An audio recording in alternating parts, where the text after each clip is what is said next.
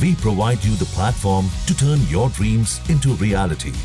Give wings to your aspirations with KR Mangalam University.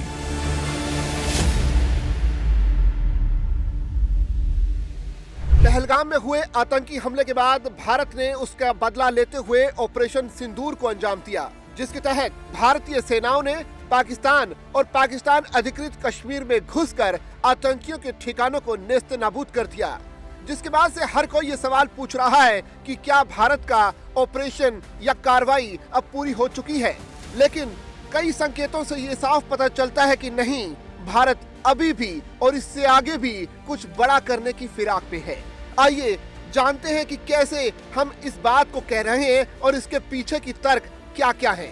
सबसे पहला तर्क तो ये है कि भारत की तरफ से कल एक लिस्ट जारी की गई, जिसमें कुल 21 ठिकानों को दिखाया गया, जो कि पाकिस्तान और पाकिस्तान ऑक्युपाइड कश्मीर में है।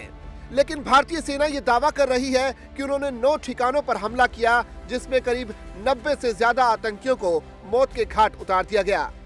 अब सवाल उठता है कि अगर 21 ठिकाने दिखाए गए, अगर भारतीय सेना ये बता रही है कि कुल 21 ऐसे ठिकाने हैं जहां आतंकियों के शिविर लगे हैं, जहां आतंकियों को ट्रेनिंग दी जा रही है, तो सिर्फ 9 को ठिकाने को अंजाम तक क्यों पहुंचाया गया, बाकी ठिकानों को फिलहाल क्यों छोड़ दिया गया?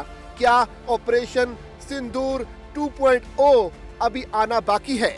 इसके अलावा दूसरा सबसे बड़ा तर्क ये है कि पूर्व भारतीय सेना के अध्यक्ष MM नरवणे का एक बयान सामने आया है।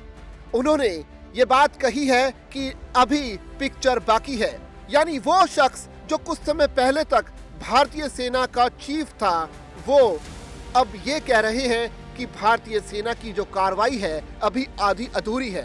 यानी ये कोई ऐरा गैरा शख्स नहीं, ये वो शख्स है जो सेना की तमाम टैक्टिक्स जानता है, तमाम रणनीतियां जानता है, तमाम आतंकियों के ठिकानों को जानता है, और वो जानता है कि ऐसी स्थिति में भारत किस तरह की कार्रवाई कर सकता है और कैसे कर सकता है। लिहाजा पूर्व सेना अध्यक्ष की ये टिप्पणी अपने आप में एक सवाल उठाती है कि क्या 2.0 ऑपरेशन सिंदूर आने वाला है। इसके अलावा भारतीय सेना की तरफ से कल सुबह जो प्रेस कॉन्फ्रेंस की गई, उसमें भी भारतीय जो महिला लेफ्टिनेंट थी, उन्होंने साफ तौर पर कहा कि ये ऑपरेशन अभी आधा अधूरा है, यानी इसके आगे और भी कार्रवाई हो सकती है, बस इंतजार कीजिए।